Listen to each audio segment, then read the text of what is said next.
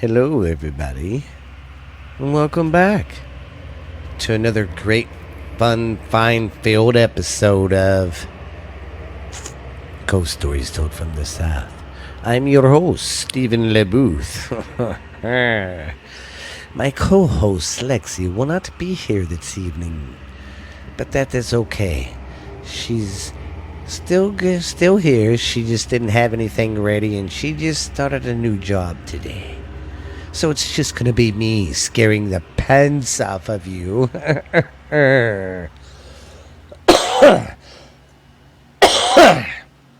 Sorry if I sound a little off. I'm still a little sick.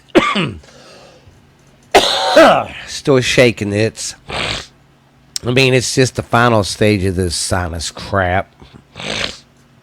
All the boogers and everything oozing out. It's just, But other than that, I hope everybody's been having a good week. Mine's been good so far. It's just been crazy. But that's nothing normal. Nothing normal. I mean, that's just always normal, I'm trying to say. But I hope you guys are having fun out there. And sorry for that little hiccup. Like I said, sorry. I don't mean to trash this episode today. I hope I make it sound good. And hope I don't sound too bad. But yeah, Alexi just started her new job. She didn't have anything this time, and she was tired. She didn't want to stick around on record because she's been at work today. So, well, I hope you guys have been having a good time and good evening, a good week. I'm back on schedule. Thank goodness. That sinus crap kicked my ass. But yeah. It wasn't COVID, thank goodness. Well, I knew it was my allergies, just because it's that time of year, and I'm very allergy person. But I do need to thank everybody though for last month's downloads. We broke another record. We got for the month almost 200. I think around 280. So that puts us in that month for second place. So. Yeah, we're doing good, guys. Thanks, man. I appreciate the downloads, and I appreciate everybody still listening to us. So, but Lexi's not going anywhere. She'll be back. She just started her new job and getting used to the old workflow and all that. So, but she'll be back for some more episodes. Well, let's dig on deep down in here. We're gonna cover Arizona today, and probably on the next episode. Sorry about that burp, guys. Yeah, we're going to go over Arizona. I have got some good Arizona stories. Now, this one's going to be pretty long, this first story, so I hope I don't lose you. This one is about the lost Dutchman Mine. I know you guys heard about that place in Arizona, around Superstitious Mountain, or whatever they call it. Well, without further ado, let's get on down with our bad selves and tell some scary stories and scare the crap out of each other. What do you say? Sit back, relax, put the blanket over your legs, hit play on the old podcast, and let's hear some scary stories. Hope you light a candle. Okay, like I said, our first story... our first story is one of the best treasure tales in the history of the American West, known as the Lost Dutchman Mine.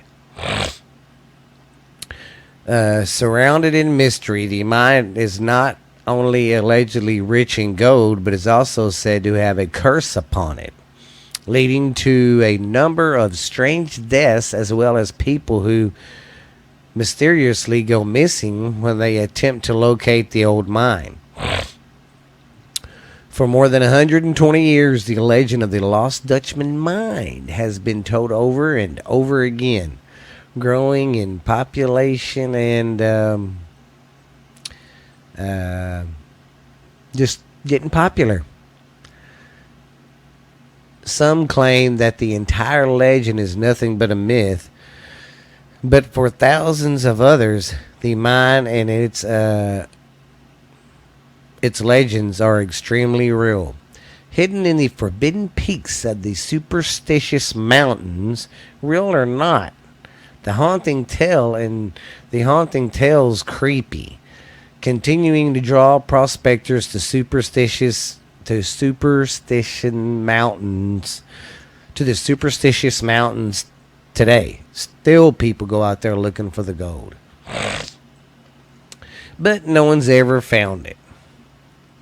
East of Phoenix, Arizona, is the superstitious mountain range, more commonly referred to by the locals as the superstitious.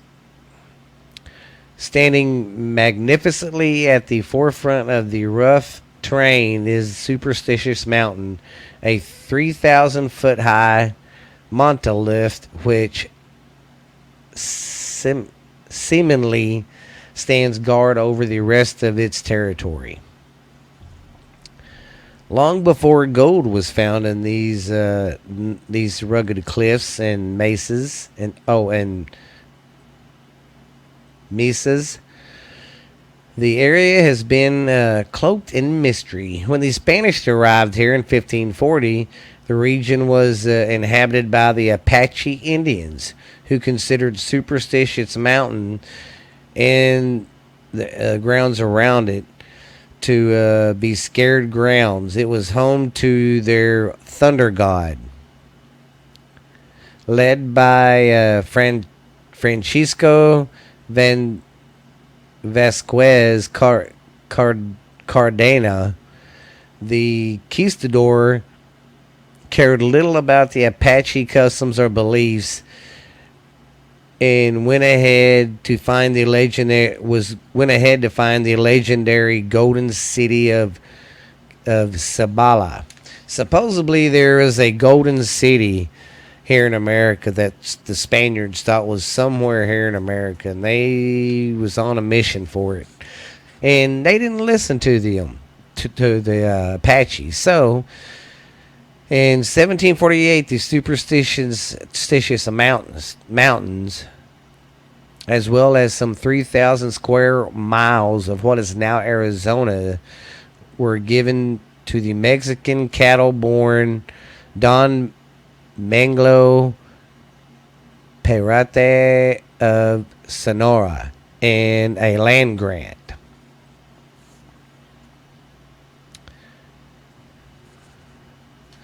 The land only contained a rich gold mine, but also several mines.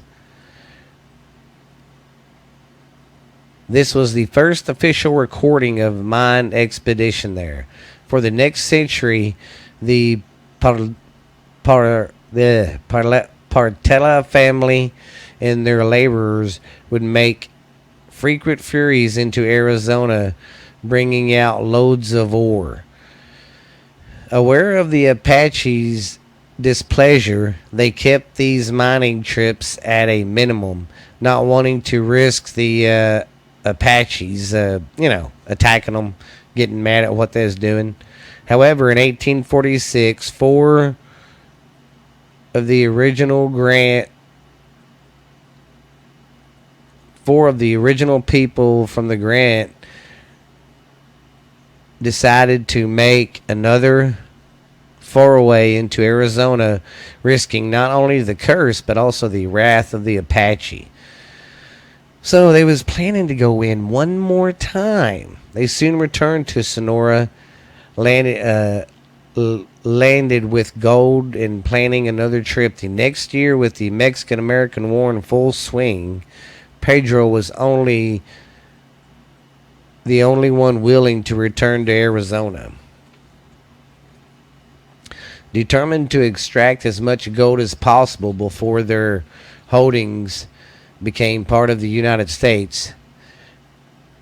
In the meantime, the Apache were angry at the people upon their scared ground and coming upon their grounds and stealing the gold. The Apaches, they were scared that the Apaches might attack back. They picked up, canceled their entrance to the mine, and with burros and wagons loaded with gold, begin to make their way back to Mexico in the winter of 1847 to 1848. But they wouldn't make it. They were attacked by the Apache. The pack mules scattered in all directions, spilling the gold everywhere.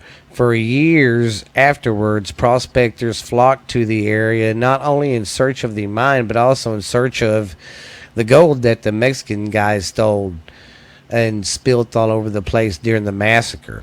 In the 1850s, two prospectors were said to have come upon three dead burros with intact bodies, saddles, and contained some $37,000 worth of gold. The Portela family refrained even more from working the mines for the next 16 years. However, in 1864, Edgar Parletta, leading some 400 men, ventured back into the range, and it would be the last. On the northwest slope of the mountain, an area now referred to as the Massacre Ground, all but one of the miners were ambushed and killed by Apache. That's crazy. That was how many men? They said 400 men. Jesus Christ. Never again did the family venture back to the mine, and all of the maps and knowledge of its locations was lost through the years. See, and then here's another person that tries to. The next person to come across the mine was a man named Dr. Abraham Thorne. In 1865, he was working as an army doctor at Fort McDowell, Arizona. During this time, the Apache had turned their wrath against the Arizona settlers in the U.S. Army. As the Indians were subdued by the soldiers, a reservation was established near Fort McDowell, where Thorne began to provide his services. Thorne earned the respect of the tribal leaders as well as he cared for the sick and the injured, and several Apache saved several of the Apache of some rare eye disease. He was offered an opportunity to lead the gold into the He was offered an opportunity to be led to the gold in the Superstitious Mountains in 1870. However, Thorne had to agree to be blindfolded for the 20-mile trip. When the doctor agreed, he was taken to a place and was allegedly near the mine, where a pile of gold ore had been stacked near the base of the canyon wall. He was allowed to remove the blindfold. Thorne found himself in a canyon with large, unusual rock formations to the south. The Apache let him pack up as much as he could before the doctor was once blindfolded again. So they let him take some gold, apparently. Thorne sold his ore for some $6,000. That's a lot back then. Making him wealthy, making him a wealthy man. However, sometime later, legend tells that Dr. Thorne determined that he would try to find the place again, gathered up a few of his friends. The group amazingly stumbled to the mine's location after filling their saddlebags up with gold and everything, and they started their way back to Phoenix, but they never lived to enjoy the wealth. They were discovered by Apache, who killed them before they could escape with all the gold. See, that's land already, all the history and the people that's died on it. I bet you it'd be cool to stay the night there. And we're not even close to being done yet.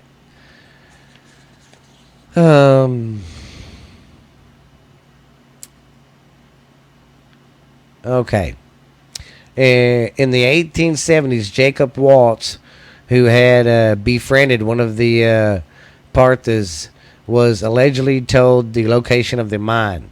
Waltz, a German immigrant, who had relocated to Arizona some years previous, worked as a prospector and owned a homestead on the north side of Superstitious Mountain.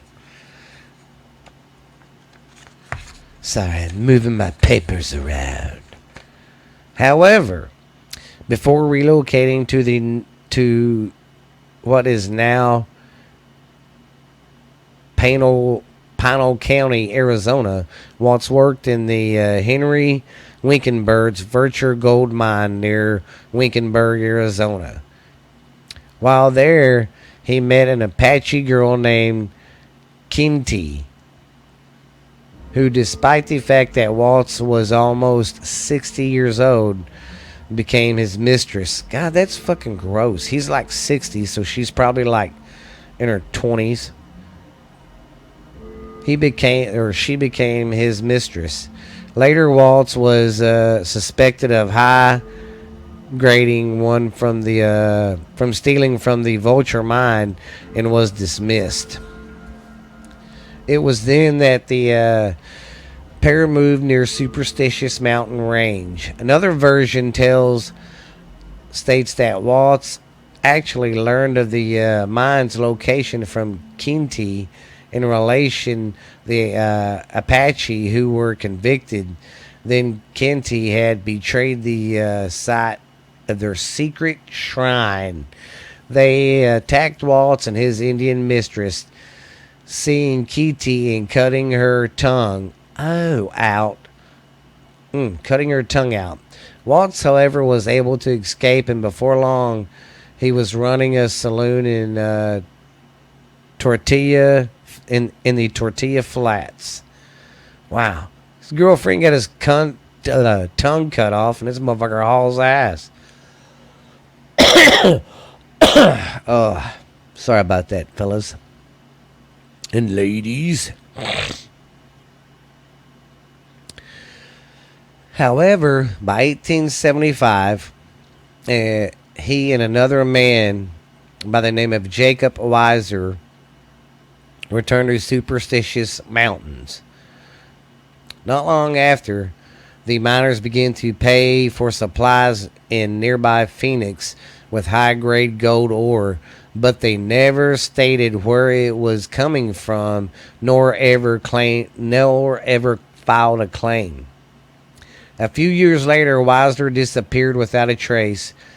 Speculation was rampant that he was with some saying he was killed by Apache, or others alleged he was killed by Waltz.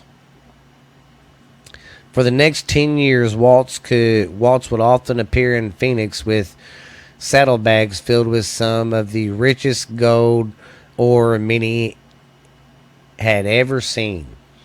Before disappearing once again into the Superstitious Mountains, people often ask him of the obvious questions. You know, where are you getting the gold and all this? And he would never give them directions or anything. When the people try to follow him out of town, he would lose them in the many cliffs and canyons in the peak. And he never would go straight back home. He would always, lose them like that.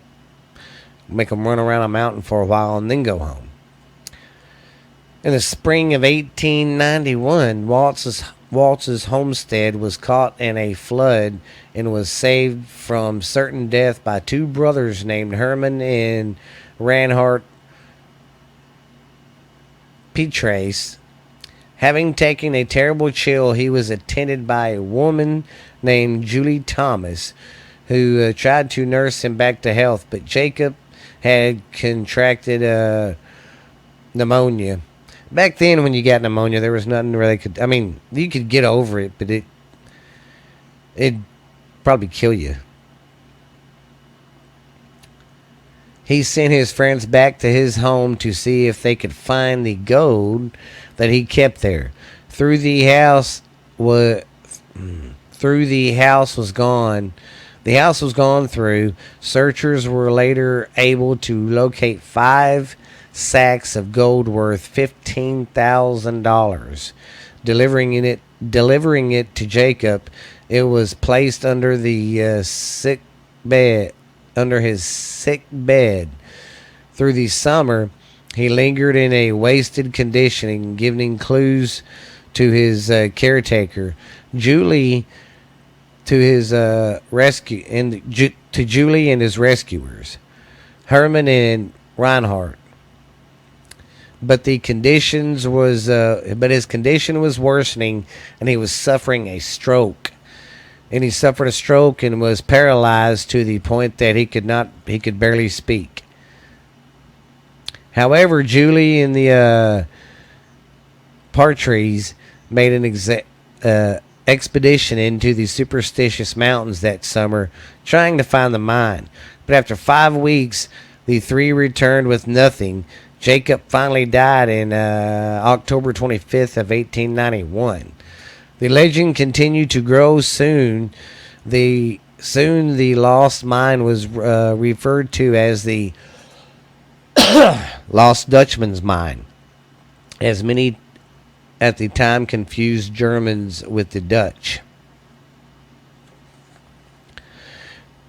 Julie Thomas, having investigated everything she owned into the venture to find the mine, never attempted to find it again. However, Peachtree accused his brother Reinhardt of not paying attention to Jacob's beside him. His clues and disagreement led to their never speaking again. Separately, however, they both spent much of the rest of their lives trying to find the mine, and they couldn't do it. Oh, this might be the whole story. This one, I found a pretty good one this time. Seeing we're not even halfway done on how many people's already been shot and killed there. The legend of the Lost Mine, as well as the tales of the curse, continue to grow over the years as more and more stories were told, relating mysteries, deaths, disappearance, and small gold finds.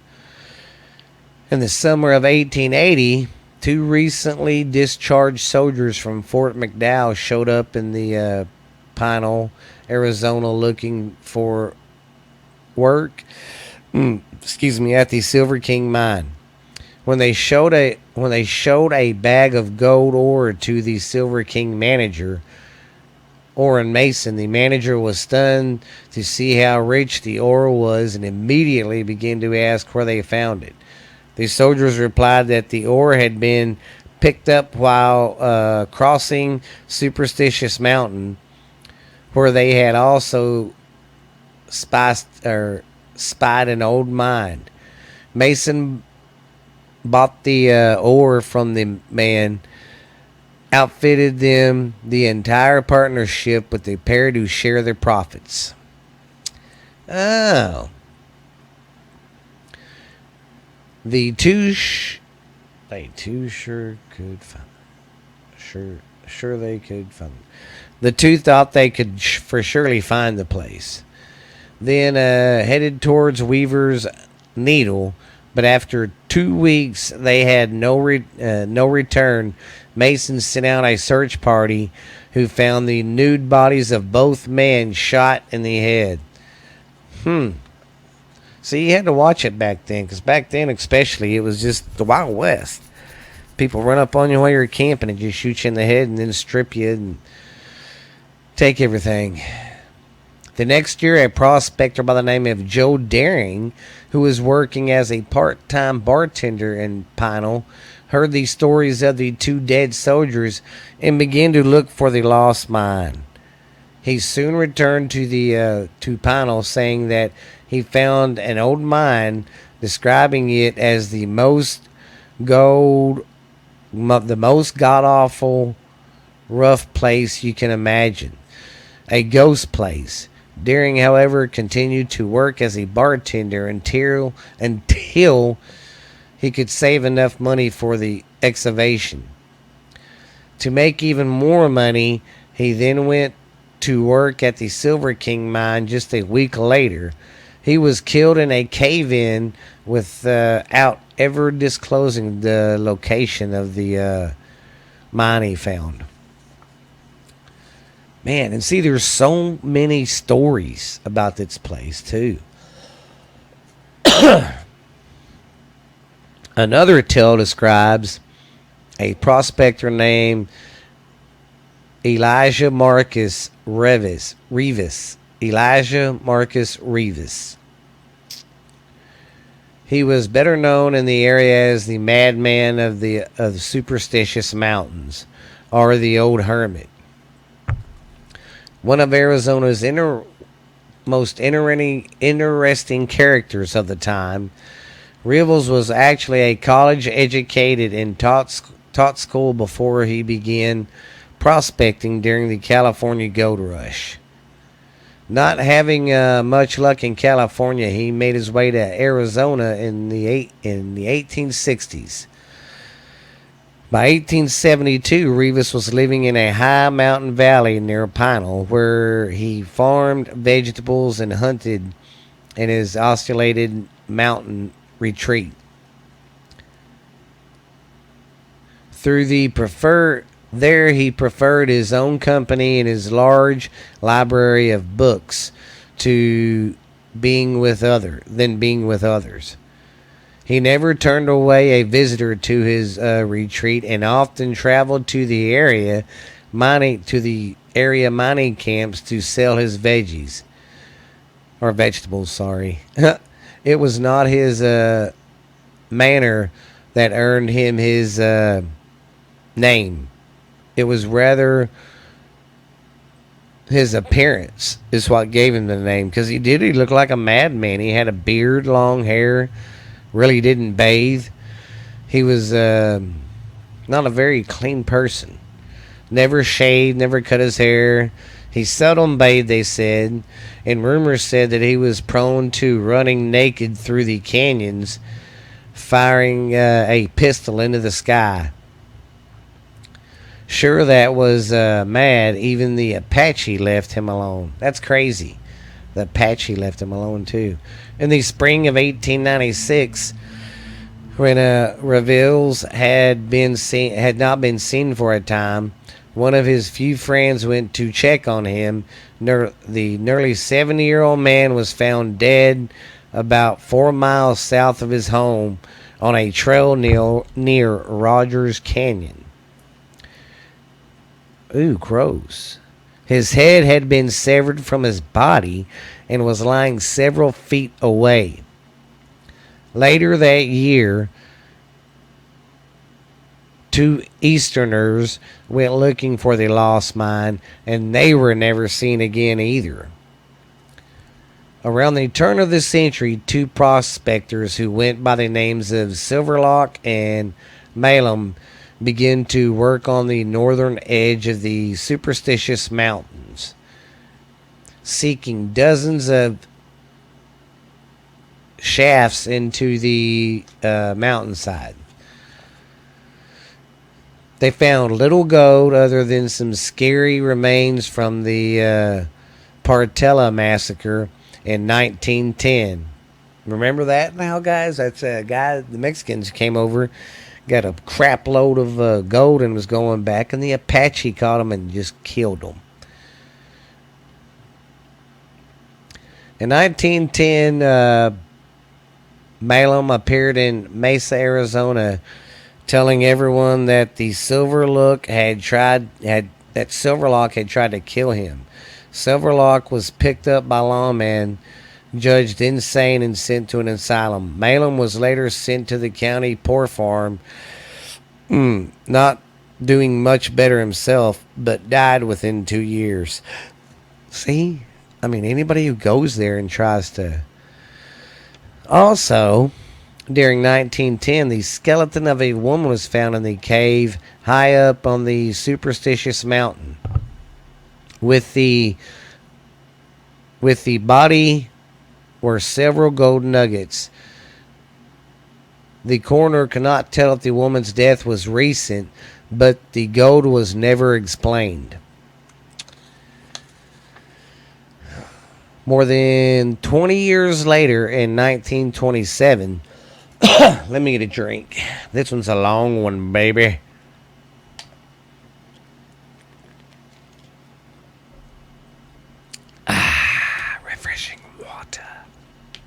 Been drinking a lot of OJ too.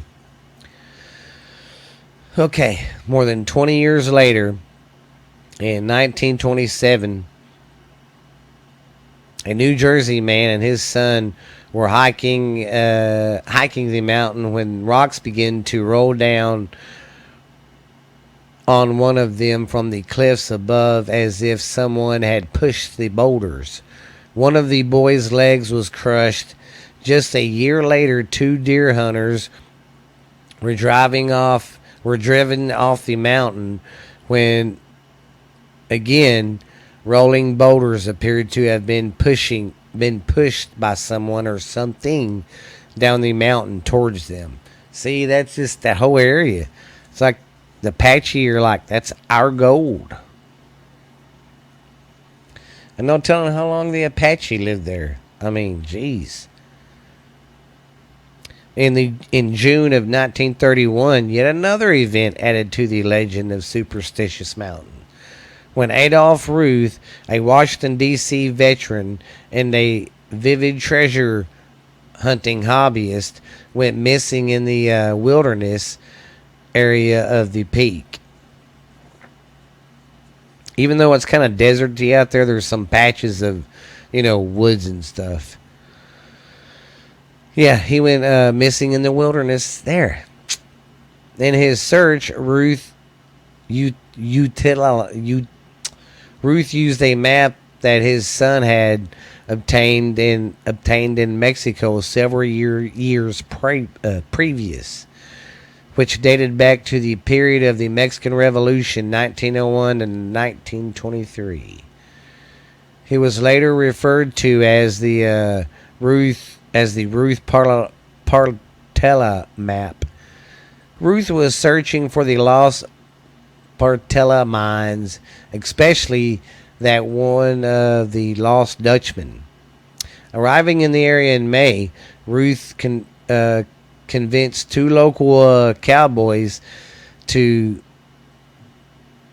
take him into the mountains, where they left him to his exploring at a place called Willow Springs in West Boulder Canyon around June 14th, 1931.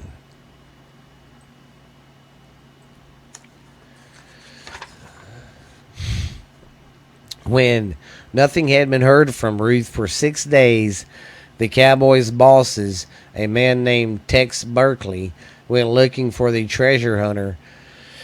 Upon arriving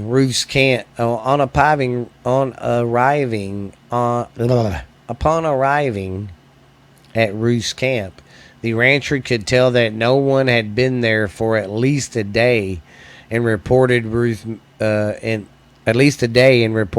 missing. A reward was immediately offered for the family in the search.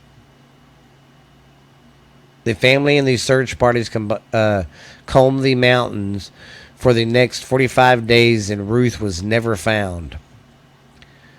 Some months later, in December, a skull with 2 holes in it was discovered near the Three Red Hills by an archaeology expedition. It turned out to be that Adolph Ruth, the rest of the treasure hunter's body, would not be found until the next month, when a small tributary on the east slope of Blacktop Mesa, Ruth's treasure map was found at his original campsite. And that's where the body was found. The headlines were seamless, alleged that Ruth had been murdered for his map. However, the original coroner said that he could not be positive that the skull had bullet holes in it. But Adolph's son, Edward, was convinced that his father had been killed. Through the coroner's the coroner's pulled out foul play in the original statement was never changed, even though they think it really did happen. The most believe that Ruth died probably from extreme heat, and his body was carried away in parts by wild animals. To this day, his death remains a mystery. However, it has been one more life claimed by the mountains. Here's another one. In 1934, Superstitious Mountains claimed another one. The life of Adam Stewart. The cause of death was never known. He was just found dead. He went out hiking and never came back. So apparently, if you go here hiking, not just looking for the Apache's gold or the Lost Dutchman's mine, if you just go hiking, you're going to get whacked. Well, because that was their spiritual place. That was like what their thunder god was there. So don't want to mess with that Indian stuff, man. 2 years later, in December of 1936, another life was claimed by the mountain when hobbyist Roman O'Hell, broker from New York, died from a fall when he was searching for the Lost Dutchman Mine. See, people around the United States have heard about this, and around the world now. Yet another year later, an old prospector by the name of Guy Freak was lucky enough to return from the mountain with a number of rich gold samples. In November, he was found shot in the stomach on the side of the trail in or near La Barge Canyon. Next to his decomposing body was a small sack of gold ore. Now see, that right there tells me that's like the ghost of the Apache. Because anybody else would try to take the gold. Maybe you can't. Maybe you can't take gold from there. In 1937, a man named Jenkins, along with his wife and two children, were having a picnic on the mountain. During their picnic, Jenkins found a heavy quartz rock that he later learned was heavily laden with gold. However, before he could return to the spot, he had a heart attack. His wife could not remember the location of the find. Oh my God. So it's not even worth it to go look for this place, because let's say if you, like this guy, he was just going up there to have a fucking picnic, and he finds a gold bar, and they're like, we're going to kill you anyway because you left off you got out of here with it. That's crazy. Wow. Oh, in 1945, a book about the Lost Dutchman Mine was written by Barry Storm, who claimed to have nearly escaped from the mystery sniper. Storm speculated that Adolph Ruth might have been a victim of the same sniper. Makes sense. You're trying to head out of there with something. They're going to be like, you know what? You're not leaving with my gold.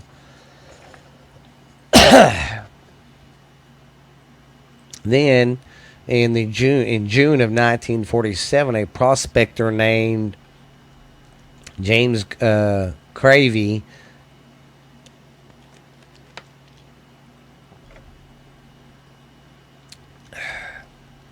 made a publicized trip into these superstitious canyons by helicopter, searching for the Lost Dutchman Mine. The pilot set him down in La Barge Canyon, close to Weaver's Needle. When Cravey failed to hike out as planned, a search party was started, and although his camp was found, Cravey was never found.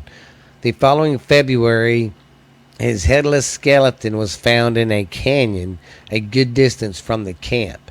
It was tied to a blanket, and his skull was found about 30 feet away.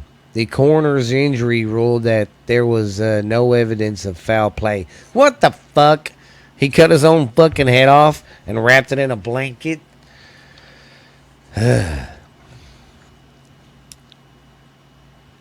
Oh, 1949. A man named James Kidd disappeared in the mountains. Then in February of 1951, Dr. Burns, a physician from Oregon, was found shot in the head on the Superstitious Mountains. Excuse me. The official ruling was the death was accidental.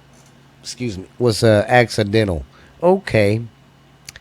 See, man, all these headshots. I guarantee you somebody leaving with gold. That's crazy. In early 1952, a man named Joseph Kelly of Dayton, Ohio, was also searching for the lost mine. He vanished and was never seen again. His skeleton was discovered near Weaver's Needle 2 years later. By what? A shot in his skull was ruled an accidental shooting. How the fuck you gonna rule that an accidental shooting when there was no one out there with him? Oh, he did it himself. The same year, two California boys were hiking on Superstitious Mountain and also vanished. Unfortunately for these two, nothing was ever found of them. Damn. In 1955, Charles Macy was hunting with a .22, and he was found shot between the eyes by a heavy caliber rifle bullet. The coroner ruled an accidental death resulting from a ricochet shot. Bullshit. He had a .22, and that guy, man. Well, it's like the people there know. They're like, if you notice, that when the outsiders come in, they're like, well, we don't know. They don't want to stir up shit. Wow. Well, this might be my whole story. 47, where was I? Okay, here we go. Then in 1956, a man from Brooklyn, New York, reported to police that his brother, Martin Zotho, who he believed was searching for the lost Dutchman Mine, had been missing for several weeks. And a month later, the missing man's body was found with a bullet hole above his right temple. Although his gun was found under the body, the death was ruled suicide. Wow. Okay. Yeah. Oh, and I'm not done.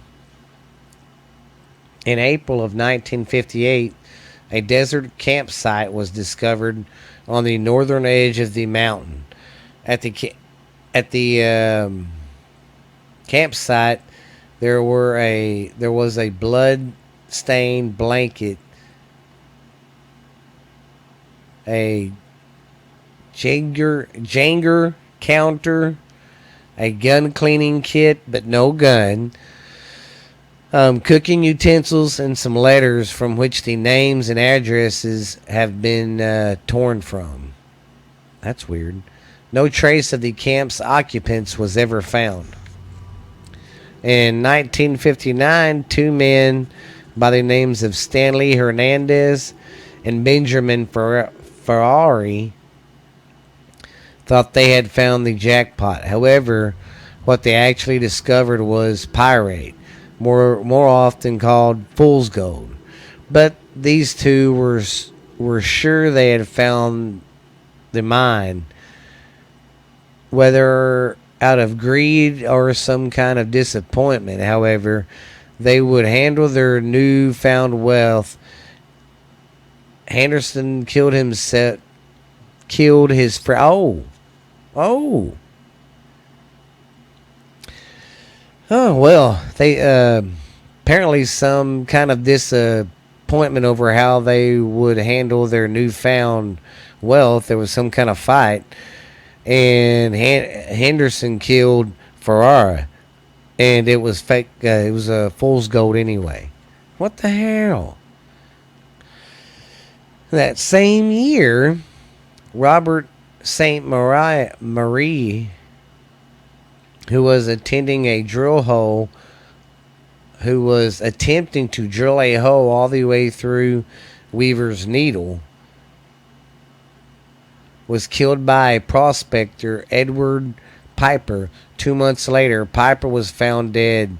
The cause of death was said to have been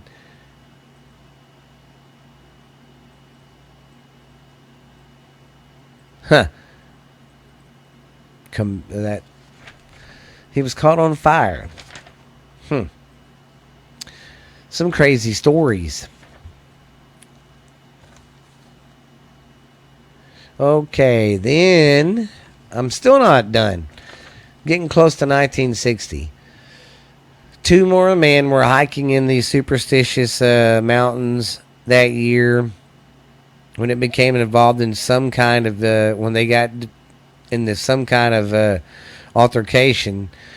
Levern Warren was shot by Ralph Thomas, who reported that he had been attacked by Raleigh and shot the other man in self-defense. And he got away with it. See, so if you go here, you end up killing somebody, or I don't know. I don't know if I really would want to go there and check it out. 5 days later, another skeleton was found. Oh, sorry. Let me go back. In October of 1960, a group of hikers found a headless skeleton near the foot of the cliff on the Superstitious Mountains. 4 days later, an investigator determined it belonged to an Australian student named Franz Harry.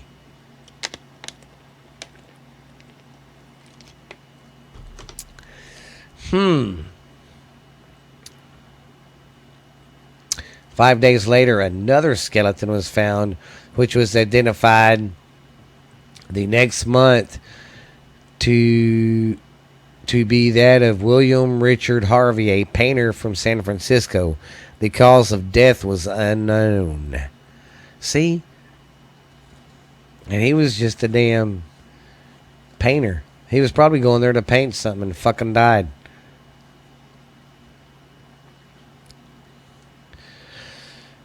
Okay, I would have said that. January of 1961, god dang. A family picnicking near the edge of the mountain discovered a body of Helmore Charles Bohan buried beneath the sand. Bohan was a Utah prospector who had been shot in the back.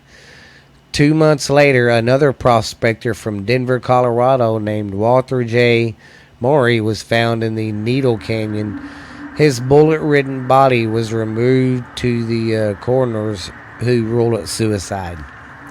Sure, he shot himself up. 5 days later, another skeleton was found,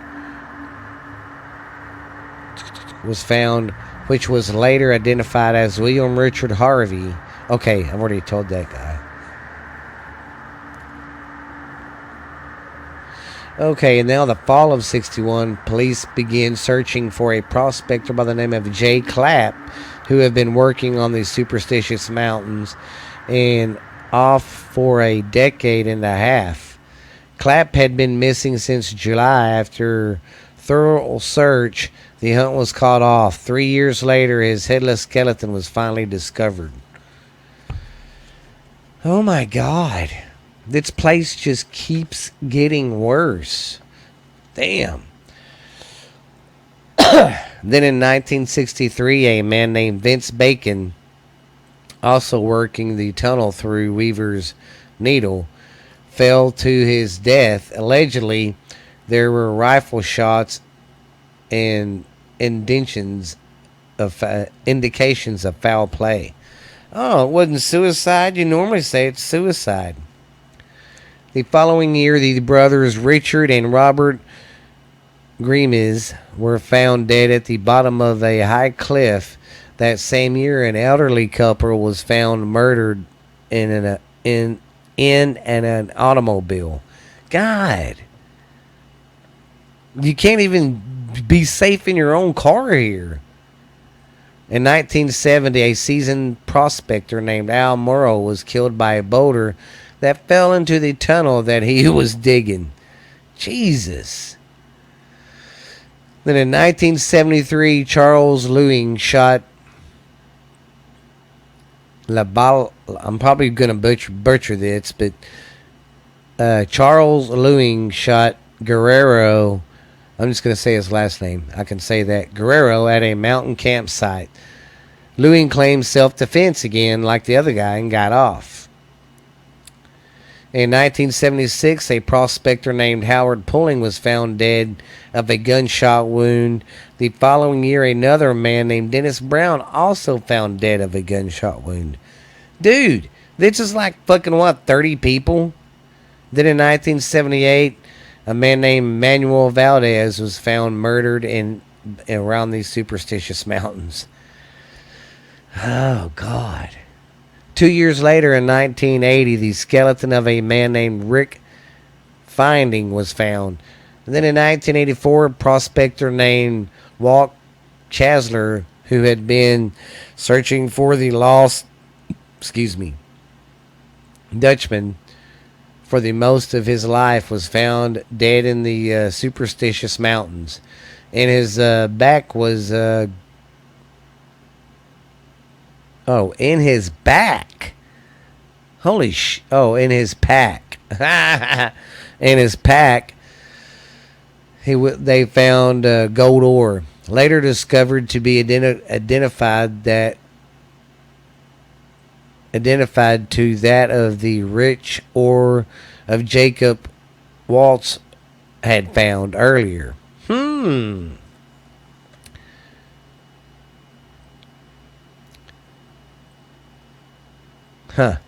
Well, that's it with the deaths now. Are these many deaths part of the old Apache curse, or just something really happening out there, or what? So it's kind of weird. There's a lot of stories about this one, but see, I think I might start going to DuckDuckGo. I went there and I found this on one spot and bam. So, hey, that's a good thing though. Y'all go to that DuckDuckGo, your search engine, and look shit up, because I'm getting find more stuff and a lot more juicier stuff for y'all there than going to Google. But that about concludes the story there. I mean, people still go out there and are getting lost all the time. So, I don't know, man. Just be careful if you go out there. Nobody can... There's really never been anybody ghost out there and do a ghost investigation or anything. So, yeah, that one was pretty good. I hope y'all enjoyed that one. A lot of scary stuff happened there to give it to curse the land like that. I mean, first it was Indian land. It was kind of like their sacred ground. They didn't go there, and they knew the gold was there. But then, of course, the white man comes, and he's like, fuck, I don't care if it was spiritual ground. I want the gold. I want to be rich. And, I can kind of see if it's still the Apache ghost protecting their land and their gold. I mean, you might think I'm crazy, but it's just like when I lived in Oklahoma and I would go to the Indian cemeteries. Some of these places, people would leave their most prized possessions of what that person wore, like his favorite ring or a wedding ring, a watch, or whatever, and they'll leave it on the tombstone. And I was like asking my buddy, I was like, what keeps people from stealing that? I said, I know I wouldn't do it because that's disrespectful, but people are. They can be shitheads. What keeps a guy from going, I want that, and taking it? He said, cuz you leave out of here with that, you're cursed. You probably ain't gonna live. because you're stealing from the people, you're stealing from its land. And I'm like, oh shit. So it's probably still the curse of the land too. I mean, because the white people took that land from the Apache, but they didn't get the gold. But that's probably why that whole place is cursed, though. But that whole area, I don't know if I would even go camping there or even drive out there. What the fuck?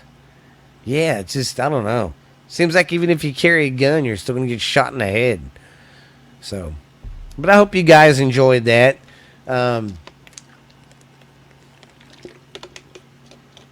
Hopefully, I did not mean to bore you. But you guys have been good to me. I appreciate y'all. Thank you for listening. Remember, guys, we're on Spotify, iTunes. Oh, gosh. We're pretty much everywhere. I can't think of them all right now because there's so many. We're pretty much on any, like Pandora, iTunes, Amazon, iHeartRadio. No, we're not on iHeart. That's the only one I haven't done yet. But we're on pretty much on everything else, guys. So don't be afraid to look us up. We're on YouTube. Go check us out there. Come check out our Facebook page and stuff too, guys. And we just want to thank you guys for listening. Thank you guys for getting creepy with us tonight. Maybe we can all go down to the superstitious mountains and have a little camp.